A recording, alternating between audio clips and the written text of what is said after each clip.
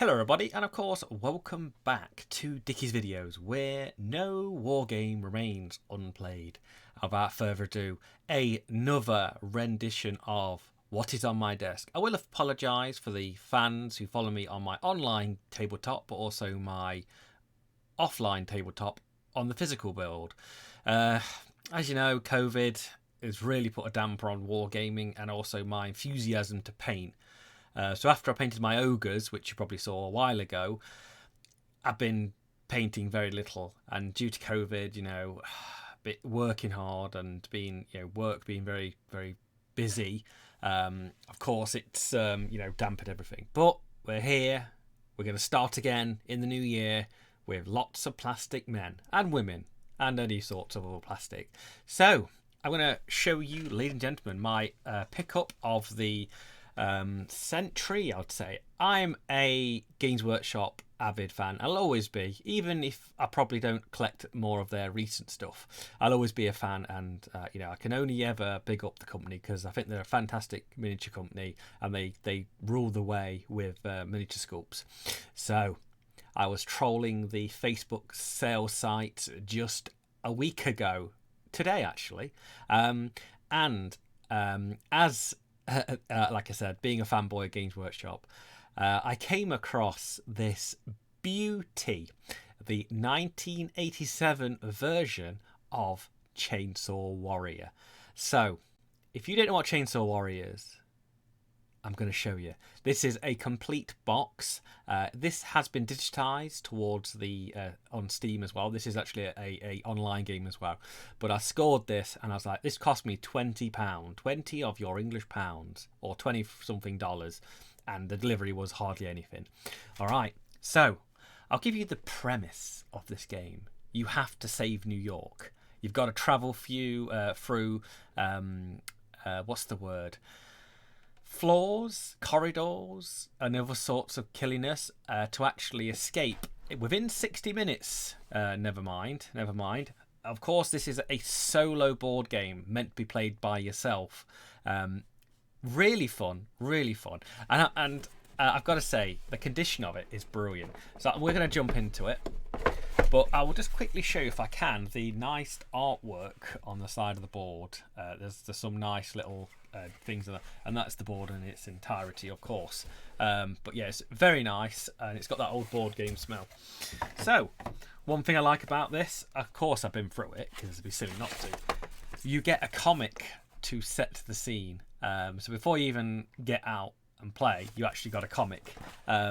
And it's really cool. I mean, I would admit I'm not a comic fan, and it's more for it. This is probably more here for laughs than anything else. But it's really really nice. I'll put it back in the box over there. So the kind of rule set to the introduction. I'll give you a quick introduction. I know you can't see it. Welcome to Chainsaw Warrior, a game of danger and excitement for one.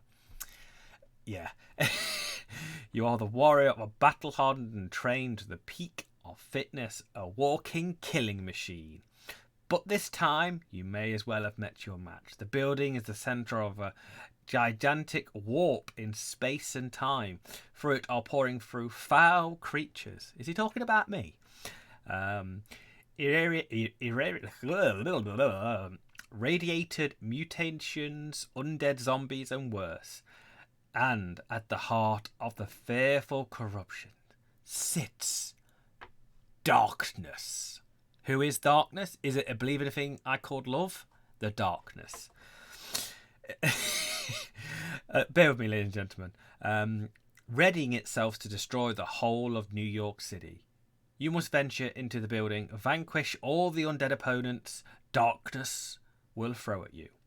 Is it believe in a thing called love? Delivery of my heart. Sorry, every time you say the darkness, I have to sing that little bit of a song.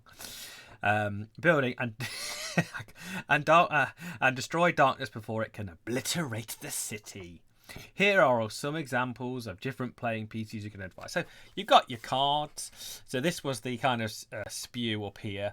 We've got, of course, the card, which is rooms, creatures, all sorts. The one thing I like about this is never playthroughs are never the same when it comes to stats. All the stats are always randomized. So of course we've got all our little playing tokens. We've got the board, and of course this is a D6. You only need 2 dice for this game. I'll just give you a pure example of a couple of the room tile cards to give you a little bit of a thing for it. So we got like a zombie. So this is a zombie card. This is a mutant thing. Looks like me on a Saturday morning or any morning. Pretty grotesque. I love the 80s retro card. So 20 quid. And I was looking on eBay around the time I bought it. And it was a very similar price on eBay. So there wasn't particularly a charge. And you have a thing called Wandering Zombies, which these are the ones that you can encounter on just corridors. So the basic is you've got to get down all these floors. You've got to escape and kill the darkness to win. I'm going to take everything out of this box because I want to show you this box as well. So you get the board deck in 4 pieces. So unfortunately my camera is not fantastic. So you get, this is the right hand thing. So you got your extra wound chart. You got your house deck where you drop stuff off. Of course, you can always escape from combat. There's a couple of battle mechanics that you do with that. You've got, of course, this is the your marksman skill, hand-to-hand, reflexes, and wounds. And also, there's a radiation on this as well, because you can get radiated by the zombies. You get your guns, which you get your heavy weapon, your lance weapon. The darkness can only be killed by the laser lance weapon, so you've got to save your charges, otherwise I think you're going to punch him in his face. Of course, then we talk about how long you've got to do the game in. You've got 60 minutes. In intervals of 30 seconds. And then, of course, you have... yeah, that's the timer. Yeah, it's the timer. Why am I thinking of floors? It's the timer, but you've got to escape. You've got to escape. And at a certain point, after 30 minutes, it goes to dark, and your hand-to-hand is negated after that, if you get to that point even. And then here we've got your endurance here, which is pretty interesting. And that just thing. So another thing I want to show you is, of course, which I do miss in a lot of box sets, is of course the nice little retro things on there. Like you got Talisman, Blood Bowl, whatever that is, Warlock, which I've never heard of. And then of course here we've got Warhammer Fantasy Battle Rules. We've got Kings and Things. Judge Dredd, which I didn't realise was a Games Workshop thing after all. So there we go. Please check online for this game, because it is pretty amazing. And I've got to say, buying it for the whole £20 that I did, and I've had a partial playthrough the other day, and I've got to say, really worth it. And as a solo game, I'll probably just quickly show you for a couple of the rule sets here. So that's just the general idea. Oh, actually, what I can do is just shift this out of the way so you guys can see everything. But yeah, I'm really glad to be back on What's My Desk, because this is the whole premises of doing it. I think it's an amazing thing to show you guys what I do on my Warhammer desk or anything else. So I'll give you a description of rules. So what I liked so far in this booklet, it's because it's 1980s, it says somewhere, if there is a missing piece, please write a letter to Games Workshop. I'll give you a quick, I'll just